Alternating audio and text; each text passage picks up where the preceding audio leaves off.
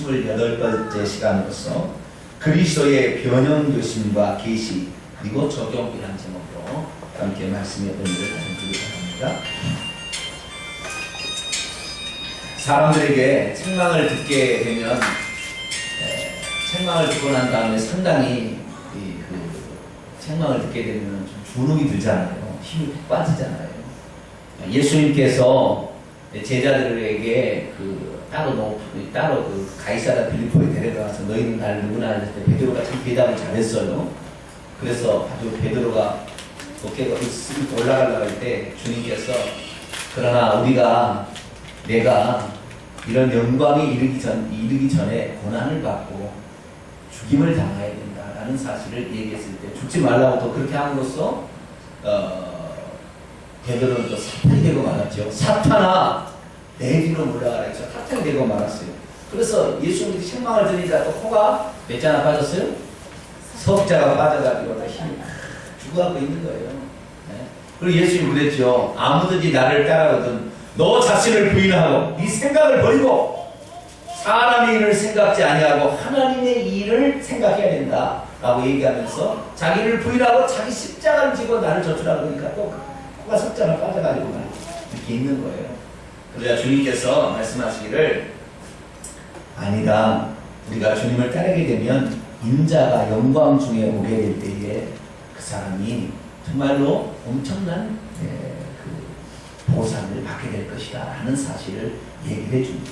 그리고 예수 그리스도께서 얼마나 크신 분인지를 제자들에게 보여주세요. 그래서 따로 높은 산에 데리고 갔는데 세 명만 데리고 갔죠. 베드로와 야고보와 요한.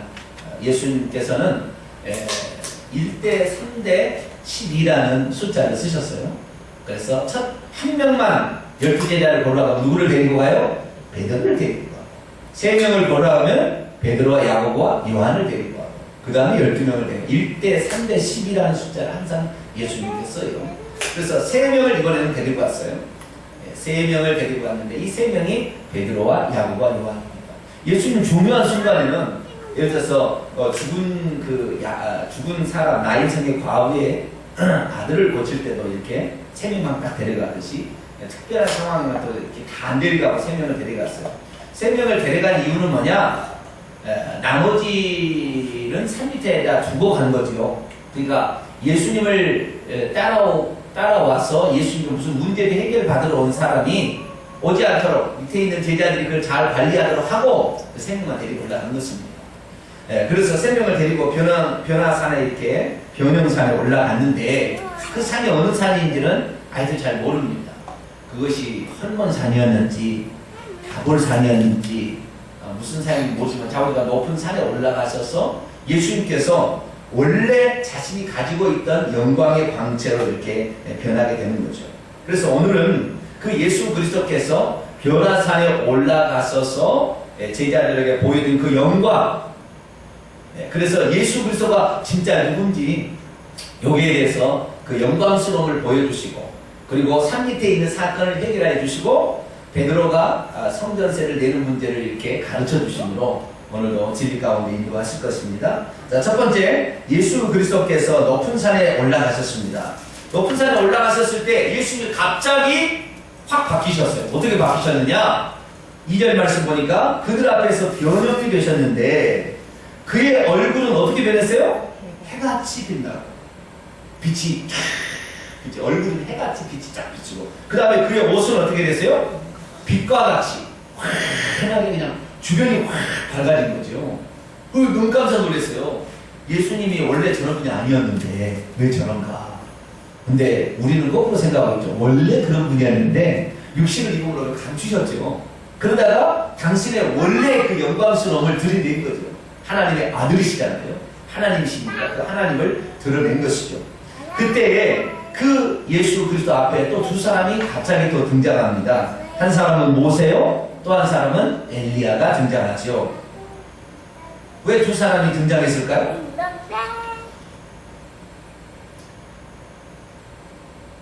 왜 두 사람이 등장했는지는 마태복음은 안 나왔지만 누가복음은 나왔죠. 자, 누가복음 9장입니다.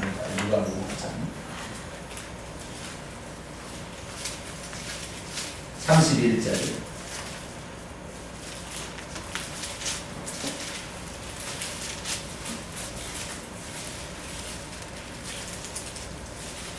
누가복음 9장 31절, 30절부터 읽어봅시다. 30절에서 31절까지 시작. 문득 두 사람이 예수와 함께 말하니 이는 모세와 엘리야라. 영광 중에 나타나서 장차 예수께서 예루살렘에서 별세하실 것을 말할세. 아멘. 예수님께서 예루살렘에서 죽으실 일들, 그죠? 예수님이 이 땅에 오신 일은 죽으러 오셨잖아요. 나는 많은 사람의 대속물로 내 목숨을 죽으러 왔다. 그래서 어떻게 예루살렘에서 죽을 것인가에 대해서 누구하고 얘기했어요? 모세와 엘리야하고 얘기를 한 거예요. 다시 말해서 모세가 하는 얘기와 모세와 엘리야라는 이 두 사람이 가장 중심 삼는 이야기는 예수님이 죽으시는 거예요. 그래서 이 모세는 율법을 대표하는 것이고요. 엘리야는 선지자들을 대표하는 거예요. 다시 말해서 모세와 엘리야는 구약 성경을 의미합니다. 구약 성경의 모든 이야기는 다 누구에 대한 이야기다? 예수님에 관한 이야기다. 자, 요한복음 5장을 열어봅니다. 요한복음 5장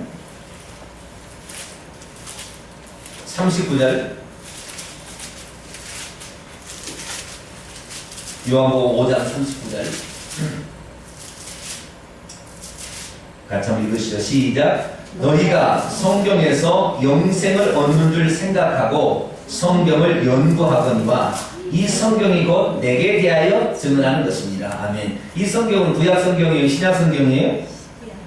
구약이도 아직 신약 성경 썼지도 않은 시기지요. 네, 이건 구약 성경인데 이 구약 성경은 내게 대하여 증언하는 것이죠. 그죠? 네, 그러니까 구약 성경 모든 기록은 예수 그리스도께서 죽으시는 일, 그러니까 인류를 대속해서 죄값을 처리하기 위해서 죽으시는 그 일이 핵심이에요.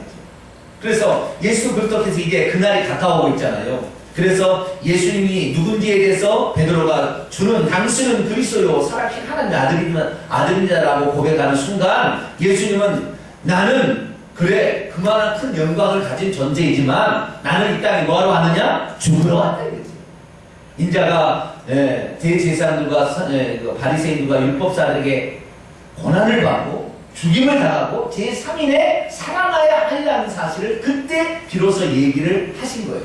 그래서 예수님 오신 목적은 그거였다는 거예요. 그래서 예수님께서 영광 중에 나타나셨지만 그 영광 중에 나타나셔서 상의하는 일이 뭐냐? 어떻게 예루살렘에서 죽으시고 부활하실 것인가? 그 문제에 대해서 두 사람과 얘기를 하고 있었다는 것입니다.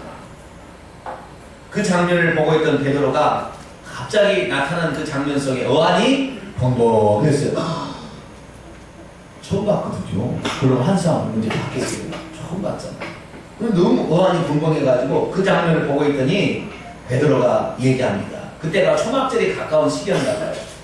주님, 만약 주님이 괜찮다고 하시면 제가 여기다가 장막을 3개를 지어서 여기에 세 분들이 여기서 거주하시면서 얘기하는 것을 천천히 좀 들어볼 테니까 여기 장막을 3개를 짓기를 허락하여 주옵소서라고 얘기를 하죠. 그때 말이죠.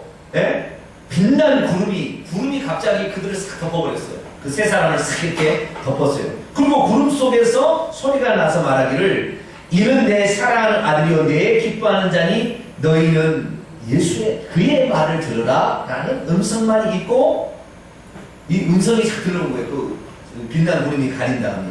그리고는 그 장면을 보니까 하늘에 하나님의 음성이 들린 거잖아요. 그죠? 하나님, 누구의 음성이에요? 이 음성은? 하나님 아버지의 음성이죠. 하나님 음성이 들리니까 그들이 너무 두려웠어요. 그래서 엎드려 있으니까 예수님께 오셔서 손을 대시며 일어나는 걸 만지시며 일어나라 두려워하지 말라. 그리고 봤더니 두 사람은 온데간데 없이 예수님만 그 앞에 남았더라라는 얘기를 지금 성경 기자는 우리에게 기록하고 있습니다. 자, 그러면 베드로가 초막 셋을 지켰다는 것은 잘한 거예요? 못한 거예요? 초막 셋을 지켰다는 것은 그 세 사람을 위한 거예요? 안 위한 거예요? 그들을 위한 거죠. 천천히 여기서 잘 말씀하시라고. 그들이 쉴 수 있는 공간을 마련해 주겠다는 거 아니에요? 그러니까 아주 잘한 거예요. 잘한 거지만 그 하나님 아버지께서 나타나셔가지고 그건 잘못됐다라고 얘기를 하는 거예요. 왜 잘못됐느냐? 너희들은 내 아들을 한낱 피조물과 비교하느냐? 라고 얘기한 거예요. 내 아들은 창조주고 요한복음 1장 3절에 보면 그가 없이는 된 것이 하나도 없어요. 만물이 그로 말미암아 지음바 되었는데 예수 그리스도께서 창조주세요. 그런데 이 창조주를 한낱 피조물인 모세와 엘리야 따위하고 비교하느냐는 거죠. 근데 이스라엘 민족은 모세와 엘리야를 가장 쳐주는 거예요. 모세는 율법을 가져다 줬고 엘리야는 정말 하나님의 말씀을 담대히 선포했는데 850명의 이방 선지 앞에서도 굳건히 자신의 일을 한 거 아닙니까? 그래서 가장 구약 성경의 대표 주자 이 두 사람을 쳐줬는데 하나님께서는 그렇게 말씀하지 않는 거예요. 야, 내 아들하고 예수님하고 비교가 되지 않는다. 그러니까 내 아들하고 모세와 엘리야하고 비교가 되지 않는다 이 얘기를 한 거예요. 어찌 창조주를 피조물과 동일 상상에 놓겠느냐. 히브리서 3장을 읽어보게 되면요, 히브리서 기자가 모세는 종으로 하나님의 집에서 수고한 사람이라고 하고 예수님은 당신의 아들로서 이렇게 일을 한 것이다 이런 얘기를 하고 있습니다. 다시 말해서 이 예수님하고 모세는 뛰어난 인물이지만 그러나 예수님과 비교할 수는 없다는 것입니다. 그 다음에 엘리야도 마찬가지죠. 이 엘리야는 구약에 나온 선지자의 대표지만 아무리 그가 엘리야라 할지라도 그 엘리야는 선지자에 불과한 것이지 하나님의 아들하고는 비교할 수 없다. 오늘날에 말이죠, 우리가 살다 보면 말이죠, 기독교나 불교나 이슬람교나 다 비슷한 게 아니냐 이렇게 생각하는 것은 큰 어리석음이죠. 큰 어리석음. 늘 몰라서 그런 거예요. 베드로와 똑같습니다. 다 종교로 좋다 이렇게 생각하는데 사실은 이 피조물이 만든 종교는 절대 구원이 없는 거예요. 거기는 죄를 해결할 수 있는 방법이 없어요. 어느 종교에서도 죄를 해결할 수 있는 방법이 없어요. 오직 하나님만이 예수 그리스도를 통하여 죄를 해결하는 방법을 우리에게 주신 거예요. 할렐루야. 다른 종교는 해결할 수 없기 때문에 항상 불안에 떨어져요. 항상 불안에 떨어져요. 그래서 끝까지 불안에 떨고 있어요. 그러나 우리는 불안에 떠는 것이 아니라 확신을 갖고 살게 되는 것은 우리는 확실히 죄의 문제를 해결할 수 있는 게 있기 때문에 그런 거예요. 지난주에 제가 다윗과 골리앗 이야기 했는데요. 다윗과 골리앗 이야기가 뭡니까? 골리앗은 이방신, 다본신을 섬기는 블레셋 족속의 장수였고, 다윗은 이스라엘 백성 중에서 작은 소년, 목동 소년이었는데, 이 블레셋 장수가 이스라엘을 살아계신 하나님을 모독하는 이야기를 듣고도 이스라엘 백성이 가만히 있다는 것을 보고 다윗이 끄떡을 난 거예요. 어찌 할례받지 아니하는 이 우상을 섬기는 사람들이 살아계신 하나님을 섬기는 군대를 모욕하도록 어떻게 내버려 둘 수 있느냐는 거죠. 사람은 사람으로 따지면 골리앗 앞에 이 이스라엘 백성은 맥주여과 같이 작은 존재지만, 그러나 지금 저쪽에서 얘기하는 것은 그들이 섬기고 있는 다시 골리앗을 보호하고 골리앗을 지킬 수 있는 신은 가짜신이고, 우리나라를 지킬 수 있는 신은 살아계신 하나님 여호와 하나님이신데, 그것을 알면서도 왜 눈에 보이는 그 위험만을 가지고 가만히 있다는 거죠. 다윗은 거기서 의문을 낸 거예요. 이거 아닙니다. 왕이시여, 저에게 기회를 주십시오. 하나님이 살아계시다는 것을 저에게 보여주겠습니다. 이렇게 나가서 결국에 그 용기를 가지고 갔대. 누가 가장 기뻐하겠어요? 하나님이 기뻐하죠. 그래, 아무도 나의 살아있음을, 나의 전능함을, 그리고 나의 세상의 뛰어남을 드러내지 않고 있지만, 다들 꼬리 내리고 있지만, 저 소녀는 나를 드러내기를 원하니 내가 너를 들었으리라. 할렐루야. 그렇기 때문에 다윗이요, 그 소년이 아무리 물맷돌을 잘 던진다고 한들, 여러분 전쟁터에 나가서 말이죠, 다윗이 떨었겠어요? 안 떨었겠어요? 한번 생각해보세요. 골리앗은 2m 92cm의 키가 커, 남들보다 1m 이상 키가 큰 사람 아니에요. 그 사람이 말이죠, 완전 무장을 쫙 하고 말이죠, 쫙 서 있는데 얼마나 무서웠겠어요. 소년이 말이죠. 무슨 갑옷이 있습니까? 목동 복장이잖아요. 제구 차고 말이죠. 지팡이나 들고 가는데 이게 되겠냐고요, 싸움이. 다리도 떨었죠. 돌리는데도 떨렸을 거예요. 나는 보지 않아도 다 알아요. 떨렸지만 떨린 순간에도 하나님을 드러내기를 원하니까 그 비교가 안 된다는 거예요. 비교가 안 된다는 거예요. 이게 돌려도 말이죠. 하나님께서 방향을 맞춰줍니다. 할렐루야. 이 돌이 말이죠. 약간 삐뚤어져서 여기는 조금 다니고 저기 가면 확 달라져 버리잖아요.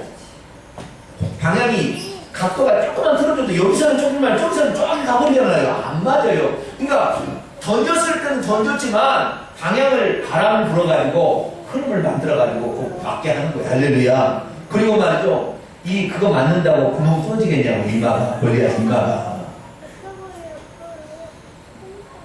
여러분 깨질 수는 있으나 뚫고 들어갈 수 없어요. 그 문제로 나갈 수 있지만 그거 박혀버렸다니까요. 박혀버려. 여러분 이 이마가 이 해골이 그냥 뭐 이렇게 탁 떼면 깨질 줄 알아요? 그게 않다고요.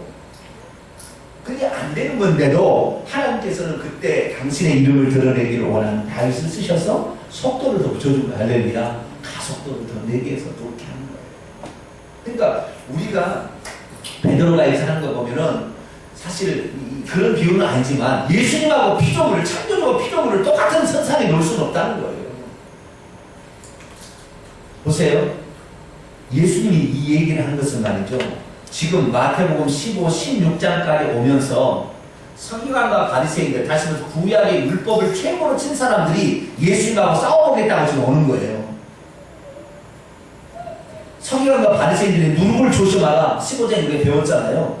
이 율법을 최고로 치고 예언을 최고로 쳤던 예언자들의 그 말을 최고로 쳤던 사람들이 예수님 앞에 온 거예요. 근데 예수님께서 그것은 그림자에 불과하고 맛배기에 불과한 것이 그게 아니다라는 사실을 하나님 아버지께서 내 아들이 내려가는데 너희들은 누구의 말을 들으려고 하느냐 하면서 하나님께서 정정을 지금 해주는 겁니다. 할렐루야. 그렇기 때문에 우리는 예수 그리스도의 말씀을 아주 귀하게 여겨야 되고 그분의 말씀을 생명처럼 붙여야 됩니다. 그리고 어떤 종교가 뛰어나다 한다 할지라도 엊그제 어느 스님이 돌아가셨잖아요. 그죠? 강대상이나 얘기를 못하니 어느 스님이 돌아가셨는데 극락왕생하기를 원한다고 천주교의 대표 추기경이 그런 축사를 했더라고요.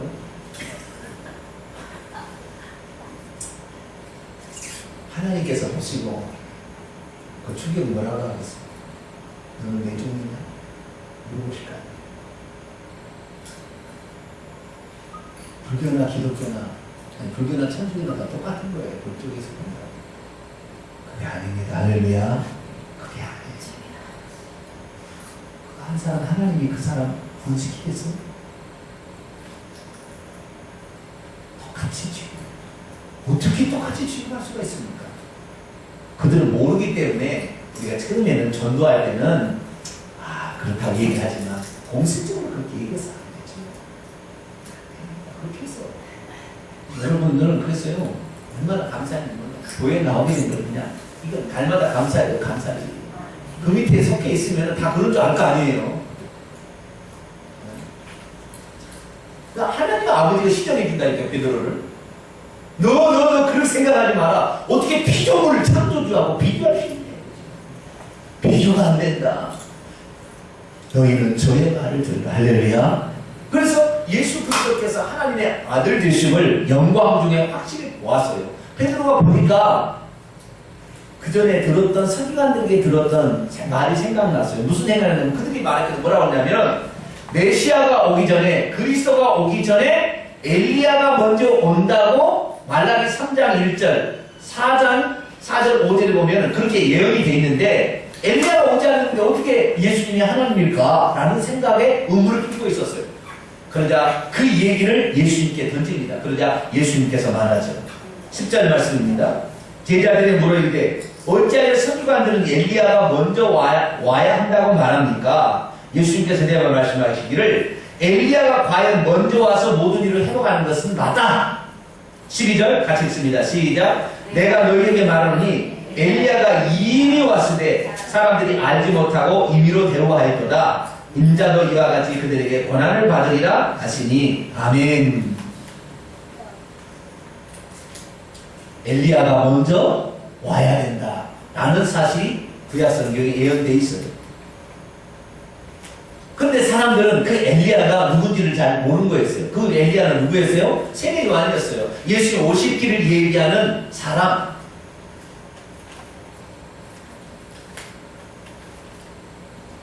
그런데 그 오실 길을 얘기했던 엘리야였던 세례 요한을 보고도 사람은 깨닫지 못하는 거예요. 여러분, 사람이 악한 마음 품게 되면 절대 하나님의 역사하심을 눈으로 볼 수 없습니다. 하나님이 가르쳐 주는 것을요, 눈을 뜨고도 보지 못하는 것입니다. 시간이 흐른 다음에야 나중에는 깨닫게 되겠지요. 그러나 지금 나에게 역사하는 하나님께서, 그러니까 하나님께서 이스라엘 민족을 깨닫게 해서 메시아를 알려고 했다는 것을 보여줘도 믿음이 없이 강팍해진 사람들은 전혀 깨닫지 못한다는 거예요. 다시 말해서 오늘날의 우리도 마찬가지예요. 하나님께서요, 우리를 돕기 위해서 사람들을 막 붙여주고요. 하나님께서 우리에게 사람들을, 어떤 사람을 붙여주고 보여줘요. 그런데도 믿음이 없고 폐역한 이런 그런 세대들은 절대 그것을 깨닫지 못하는 거예요. 하나님께서 지금 나를 돕기 위해서 그런 사람을 붙여줬는데 그 사실을 모르는 거예요. 하나님이 나에게 어떤 이런 환경들을 접하게 해주는데 그걸 모르는 거죠.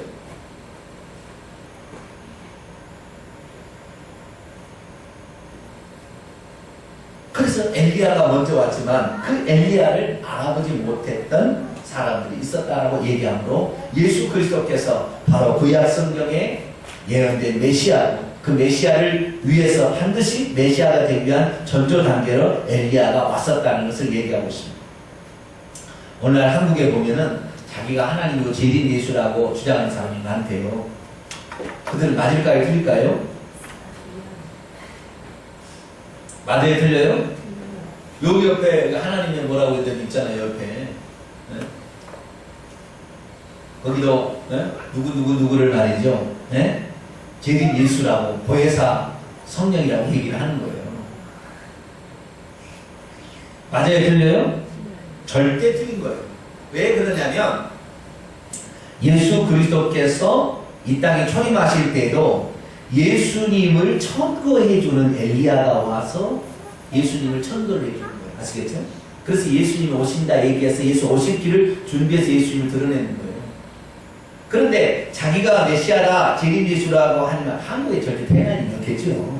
그렇지만 좌우지간 어리석지만 좌우지간 자기가 한다 할지라도 그를 드러내줄 모든 사람들의 관심을 가져서 그를 이끌어줄 그 엘리야가 없는데 어찌 자기가 메시아가 되는가? 안 되는 거예요. 예수님께서 다시 오실 때도 전 세계에 이런 엘리야가 다시 나타났어요. 모세 엘리야가 나타나가지고 예수님 오실 길을 얘기해줘요. 이게 바로 요한계시 11장에 나온 두 증인입니다. 다시 오실 때. 그래서요, 우리가 다시 오신다는 거 주의만 하고 있으면 다 알게 되는 거예요. 모르는 게 아니에요. 우리도 알 수 있어요. 그 엘리야의 외침이 있는 거죠. 그래서 우리는 늘 하나님의 말씀에, 주의 종의 말씀에 잘 귀를 기울이게 되길 바랍니다. 그러면 거기에 하나님의 뜻이 있고 우리가 미처 깨닫지 못한 진리들이 거기에 포함되어 있어요. 그것을 붙들게 될 때 우리는 참 진리 가운데 행할 수 있습니까? 그렇게 되길 축원합니다. 자, 영광스러움을 보았어요. 영광스러움을 보았으나 산 밑에 내려오니까 산 밑에는 아수라장입니다. 왜냐하면은 어떤 간질병 귀신 들린 아들을 고쳐달라고 한 아버지가 데리고 왔어요. 그러니까 그 아버지가 그 아들만 데려온 게 아니라 거기에는 수많은 사람들이 따라왔어요. 사람들이 많이 따라오고 서기관과 바리새인들도 어떻게 하자 해서 따라오고 이렇게 왔는데 이 밑에는 몇 명의 제자가 있었을까요? 9명의 제자가 남아있는 거예요. 9명의 제자.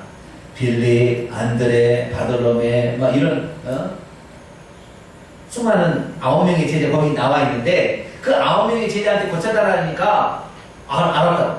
이러라. 그래가지고 야! 갈질병 걸리게 하는 귀신 나가라! 그렇게 했는데 나갔어요? 안 나갔어요? 꼬박이 팡팡 꼈나봐요. 귀신. 여러분 귀신 나가라는데요. 귀신이요. 귀신처럼 알아봐요. 네? 너 믿음 없구나. 네? 믿음 없는 게 아니에요.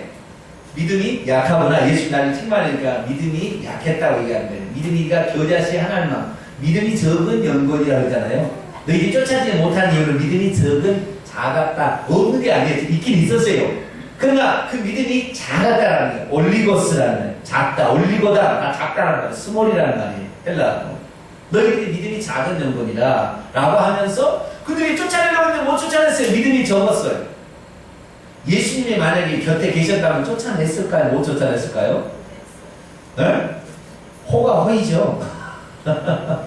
예수님이 있었으면 쫓아냈을 거예요. 네? 예수님이 이렇게 우리가 못 쫓아가면 예수님이 그냥 너 가만 안 둬? 막 이렇게 했기 때문에 아마 나갔을 건데 예수님이 안 계셨다 이 말이죠. 그런 상태에서 나머지 9명이 있다 보니까 잘 안 돼요. 전도하러 가면은요, 전도하러 가자고 집사님을 따라놨어요. 근데 목사님이 옆에 있다가 목사님이 딱 사라지면 야, 뒤로 말을 못해. 네? 목사님 옆에 계시면 담대하게 얘기하는데 목사님 없으면 또 못해. 왜 그럴까요? 믿음이 적은 영혼이야. 믿음이 많이 적어요. 네? 그러니까 9명이 제자들을 데려했는데 못 쫓아냈어요. 그러니까 말이죠. 아마 이 빌립은 눈을 까봤는지 어쨌든지 안 나가라고 했는데 어쨌든 하여간 복잡한 일이 거기에 생겼어요. 예수님께서 내려오니까 그게 아수라장이 된 거죠. 예수님께서 오자마자 그 아이의 소년의 아비가 예수님 앞에 무릎을 꿇습니다. 그리고 엎드려 말합니다. 주님, 내 아들을 불쌍히 여겨주셔서 내 아들을 고쳐주세요. 내 아들이 간질로 심히 고생하는데요. 자주 물에도 불에도 넘어지고 물에도 빠집니다. 그 간질병 걸린 그 아들이 왜 불 속에도 뛰어들고 물 속에도 뛰어들었을까요? 네? 네?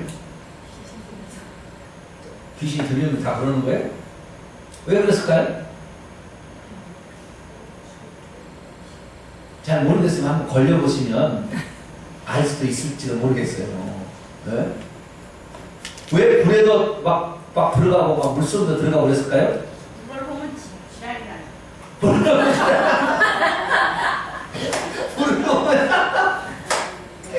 물을 보면 또 그러고? 네, 지랄이 나고. 네. 지랄거리라고 그래요. 네, 그러니까 아니 그걸 보면 좀 뒤집어져 버리는 거예요, 눈이? 그게 아니고요. 귀신이 그를 죽이려고 물속에 집어 던진 거예요. 귀신이 그를 죽이려고 어디로? 물속에 빠지게 한 거지요.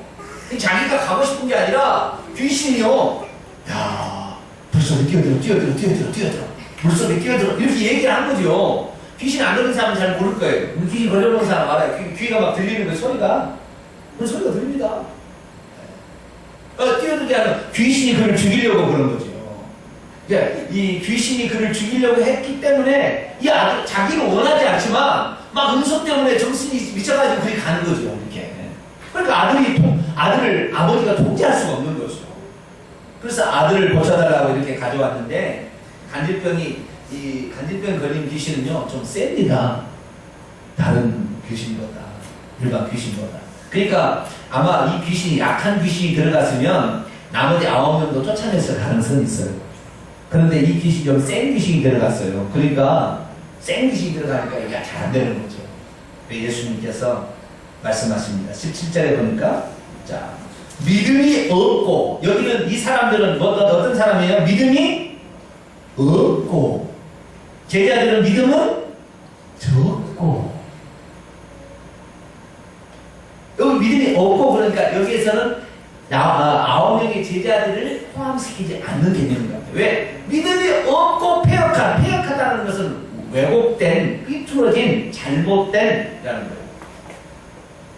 그 믿음이 없다는 것은 내가 이 아들의 그러니까 그의 아버지도 포함되죠. 내가 이 아들을 데려왔는 이 아들을 고쳐줄 수 있습니까? 주변의 사람들도 안 된다고 다 생각했다는 거죠. 그 믿음이 없고 삐뚤어진 세대예요. 내가 너희와 얼마나 함께 있으며 얼마나 참겠느냐. 그게 예수님이 거기에 있었다면 제자들 다 쫓아냈을 것 같아요. 없기 때문에 믿음이 적어진 거예요. 여러분, 나중에 여러분을 적그리스도가 나타나서 죽이려고 하는데 이 목사가 만약에 없으면 그때 나 살려주세요. 그러지 말고 제가 혹시 없다 할지라도 담대히 죽을 일이 있으면 죽으세요. 할렐루야? 아멘 안 하네. 지금 죽으라고 하니까.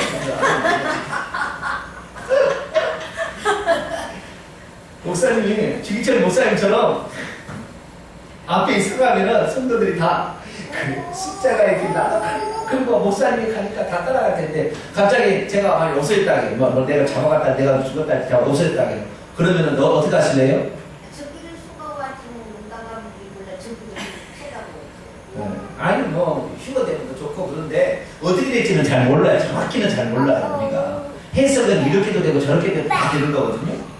휴가 되면 좋겠죠. 안 되고 만약에 남는다 말 그랬는데 목사 저는 먼저 잡혀가지고 네 성도들을 다 666표를 받게 해라. 그래서 나는 못하겠다. 그럼 너 죽인다 해서 내가 죽었다 합시다. 그러면 여러분들 이제 여러분들 하나하나 데려다가 너희들도 받지 않으면 죽게 할 텐데 어떻게 할래? 그럼 어떻게 해요? 목사님이 없으니까 해가지고 오합지졸 돼가지고 이렇게 될래요? 아니면은 다음 데에 나갈래요? 자 앞장서 나갈 사람 손들어 보세요. 한 사람도 없네 지금 보니까 큰일 났네. 예? 목사님 모시면 막 이제 따라서 막 나가고 그러니까 내가 있으면 좋은데 제가 없어. 저는 언제라도 죽을 준비를 저는 하고 있거든요. 네? 얼마 전에 작년이죠, 재작년인가요? 그 목사님들끼리 이렇게 무슨 축제 야외를 갔어요. 야외를 갔는데 번지 점프를 이렇게 하는 데가 있어요.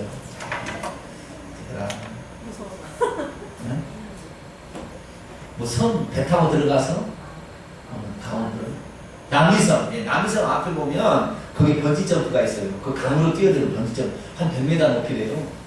그 뛰어드는 위에서 이렇게 뛰어드는 거거든요. 근데 다 가자고 하는데 이제 여기 옆에 있는 의뢰교회 목사님이 자 여기 가볼 사람 우리 공짜로 거기가 돈이 상당히 비쌉니다. 몇만 원 줘야 돼요. 그거 뛰어드는 게 정확히 뭐 3만 5천 원인가? 돈이 좀 들어가요. 대줄 테니까 여기 뛰어내릴 사람 목사님이 다 꼬리를 뺀 거예요. 아무도. 근데 나가 그랬잖아요. 아 나는 그거 하고 싶은데요. 진짜 다 꼬리를 다 내렸어요. 근데 진짜 나는 진짜 나 하고 싶어요. 그럼 저 목사님 가서 하라. 아니겠다. 그래도 내가 간다니까 두 사람이 더 따라왔어요. 다른 목사님들 두 사람이 따라왔어요. 뛰어내리라니까요. 발이 두두두두 떨려가지고 못 뛰어내리는 거예요. 저는 왜 그런 일을 저는 자처하느냐. 주님을 위해서 네 목숨을 버릴래라는 장면이 있다고 한다면 기꺼이 나는 주님을 위해서 과감히 주님을 위해서 드리겠습니다를 연습하려고 나는 거기로 올라간 거거든요. 수가 빙빙빙 돌아가지고 무조건 들어가서. 그래가지고 올라가가지고요. 얼마나 멋지게 뛰어내렸대요. 왜냐면 나는 주님을 위해서라면 내 목숨도 다 이렇게 드립니다. 라는 연습한 거에 올라가가지고. 네? 이렇고, 그게 얼마나 무서운 일이에요. 여러분 안 무섭겠어요? 100m 올라가가지고요. 근데 뭐가 무섭냐면, 제일 무서운 것은, 그냥 여기 있다가, 저기가 난간이면 여기 있다가 나가서, 와! 이렇게 뛰어내리는 게 아니에요. 그렇게 뛰어내는 게 아니고, 여기가 딱 난간이고 밑에 있잖아요. 그러면 그 난간에다 발을 이렇게 딱 대요. 절반을 딱 대가지고, 위쪽 이렇게 한 상태에서 뛰어내리라고 그러는 거예요. 왜 여기 딱 서봐요, 여기 서봐요, 이렇게. 아니, 여기서 뛰어내리려면은, 뛰어내리면 좋잖아요. 텔레비전 그렇게 나와요. 그런데 그렇게 안 되네요. 그 난간에 발을 절반 정도 딱, 이렇게 물 쪽으로 발 절반, 이쪽에 절반 딱 걸치고 있는 거지. 이 상태에서 뛰어내리는 그때가 그 서 있을 때가 제일 그런 거예요. 뛰어내릴 때는 좀 덜하지만 그 서 있을 때가. 근데 저는 그런 것을 연습을 합니다. 당차 주님께서 너 나를 위해서 목숨을 바칠래? 그러면 하고 내가 해보려고 저는 시험 삼아 하는 거예요. 그러니까 얼마나 저는 좋았죠. 왜? 야, 내가 주님을 위해서 장차 이런 일이 있다고 하면 이렇게 할 수 있지 않을까. 그래서 연습해서 여러분 다음에 저와 함께 번지점프 다 하십시다. 제가 먼저 할 테니까 여러분도 따라서 한번 해보면 좋을 거예요. 임신부만 죄하고 할머니들도 해봐야 돼요. 할머니들. 기대네. 네? 기절해버릴까? 기절해버릴까요? 못 올라가요? 네. 거기 가면요 바람이 불어서 생생해요. 바람도 막 비춰비춰합니다. 그래도요 되게 재미는 있어요. 되게 재밌어요. 그래서 못 내게다 그랬나. 네. 주님이 있을 때는 귀신을 찾아야겠지만 주님이 없으니까 벌써 꼬리 내려가지고 안 되는 거예요. 그래서 주님께서 그래서 이제 그 데려와서 쫓아냈으니까 얘가 이제 나왔어요. 그러니까요 그 9명의 제자가 주님께 왔어요. 주님 조용히 와. 주님 왜 우리를 못 쫓아냈지? 그랬더니 주님께서 하신 말씀이 자 20절 말씀입니다. 20절 말씀 시작. 이르시되 너희의 믿음이 작은 까닭입니다. 진실로 너희에게 이르니 만일 너희에게 믿음이 겨자씨 한 알만큼만 있어도 이 산을 향하여 여기서 저기로 옮겨지라면 옮겨질 것이요 또 너희가 못할 것이 없으리라. 할렐루야. 우리가 믿음이 조금만이라도 있으면 되는데 그 믿음이 너무 적었다는 거예요. 겨자씨 한 알이 얼마나 적습니까? 근데 믿음이 있다고 한다면 엄청난 파워가 있다는 거예요. 오늘날 그랬어요. 우리의 삶에 믿음이 필요합니다. 할렐루야. 주 앞에 나올 때 믿음을 주시옵소서 기도해야 되고요. 말씀을 받을 때도 그걸 통하여 믿음을 얻어야 돼요. 오늘 제가 이렇게 말했는데 진짜 저 그리스도 와서 여러분 죽인다고 한다면 기꺼이 할렐루야. 네, 드디어 이제 좀 담대해지기 시작하네. 기꺼이 네? 좀 죽이는 거예요. 따끔하다니까요. 따끔할 뿐이에요. 그거 어려운 거 아니에요. 따끔하고 끝나는 거예요. 그러면 천국에 가서요. 영생 복는 누리는 거예요. 그 기가 막히게 이렇게 좋은 것이 어딨어. 이렇게 기뻐하는 거예요. 그러니까 예, 기분 좋은 일입니다. 할렐루야. 근데 그런 영광을 함부로 줄 줄 아세요? 주님을 위해서 순교할 수 있도록 쉽잖아요. 그런 거 주어질 기회가 준비하고 있어야 그런 사람도 주지. 준비 안 하는 사람 다 도망치게 만들지. 주기는 잡히는 자리에 잡히지도 않는다니까요. 그러니까 이게 보통 영광이 아니에요. 여러분 말씀을 들을 때 날마다 믿음을 차곡차곡 세워서 진짜 고난의 현장에 있을 때 그 고난 앞에서도 죽음을 두려워하지 아니하고 주님을 위해서 목숨을 내놓을 수 있는 그런 삶이 되기를 축원합니다. 아멘. 다른 복음서에 보니까 21절에 없음이 아니라 다른 복음서에 보면 이렇게 되어 있어요. 그러나 이런 종류는 기도와 금식 위에는 나가지 않는다. 다시 말해서 믿음이 생기기 위해서는 기도가 필요하다는 거예요. 담대하기 위해서 뭐가 필요하다? 기도가 필요하다. 그래서 말씀과 기도가 항상 같잖아요. 오늘날 내 믿음이 없는 거 기도 생활을 게을리하고 그래서 언제라도 우리가 가지고 있는 걸 써먹으려면 말씀과 기도를 항상 같이 가야 됩니다. 그러자 예수님께서 이제 또다시 두 번째로 죽었다가 다시 살아날 것을 순환과 죽음과 부활을 예고를 해 주십니다. 그리고 가버나움에 다시 원래 있던 곳으로 가셨어요. 가버나움에는 예수님의 집이 있다 없다? 집이 있다. 가버나움에 예수님의 집이 있어서 그 중풍병자가 지붕을 뚫고 들어온 그 집이 예수님의 집이에요. 전세로 들어왔는지 사골세로 들어왔는지 그건 알 수가 없어요. 그때 당시에 그런 개념이 있었죠. 그러나 자우리가 예수님의 집이 있던 그 집이에요. 아시겠죠? 가버나움의 집에 들어가셨어요. 그랬더니 성전세를 받는 반세계를 받는 자들이 베드로에게 나와서 너희 선생은 반세계를 왜 내지 않냐라고 얘기를 했어요. 그랬더니 베드로가 우리 주인은 당연히 내죠 라고 얘기를 했는데 그래서 예수님께 어떻게 이제 얘기를 하려고 들어오니까 예수님께서 미리 알고 먼저 알고 시몬아 너 이거 아니? 왕이 말이야 자기 궁에 살면서 자기 아들들에게 세금 물리니? 그러니까 왕이 자기 아들들에게는 세금을 안 물리겠지. 누구에게 물리니? 아들이 아닌 백성들에게 물리겠지요. 그래 나는 네가 지금까지 이제 들어보니까 귀로 들었잖아. 이런 내 사랑하는 아들이니 성전에 아버지가 하나님인데 그 하나님이 예수님 아들이라고 했거든요. 그럼 성전세를 내야 되는 거예요? 안 내야 되는 거예요? 안 내야 되는 거죠. 베드로 난감하게 됐네. 여러분 주체 없이 너무 나서지 마세요. 생각을 해보고 잘 물어봐도요, 잘 모르겠으면 잠깐 기다리시라. 잠깐 기다리시라. 내가 가서 물어보고 와서 얘기하겠다고. 이게 제일 좋습니다. 할렐루야. 아, 간다! 이렇게 해놓고 아직은 얼마나 입장 난처합니까? 네? 베드로는 아직도 이 설치는 이런 일이 있었어요. 그래가지고 낸다 그랬는데 보니까 안 내도 되네. 예수님은 자기는 내야 되겠지만 예수님은 안 내도 되네. 왜? 예수님은 하나님 아들이니까. 예수님께서 그 베드로가 입장 난처한 것을 보고 27절에 그러나 해결책을 주세요. 27절에 봅니다. 시작. 그러나 우리가 그들이 실족하지 않게 하기 위하여 내가 바다에 가서 낚시를 던져 먼저 오르는 고기를 가져 입으려면 돈 한 세개를 얻을 것이니 가져다가 나와 너를 위하여 주라 했습니다. 여기 보니까 그들이 실족하다 올무를 본다는 말이에요. 그들이 올무를 놓아서 우리가 성전세를 안 내느니 말할 수 있으니까 그런 오해되지 않게 하기 위해서 너는 가서 이렇게 하라고 낚시를 보냈어요. 베드로가 갈릴리 바닷가에 가서 낚시를 이렇게 합니다. 낚시를 합니다. 근데 그 낚시를 할 때 5분도 안 돼서 고기가 잡혔을까요? 안 잡혔을까요? 네? 여러분 시간 되게 봤어요? 5분도 안 돼서 낚시에 고기가 물렸을까요? 안 물렸을까요? 절대 나는 안 물렸다고 생각해요. 여러분 어떻게 물렸다고 생각하세요? 예수님께서요 그냥 그 보내께서요 네 생각하라고 보내는 거 아니에요.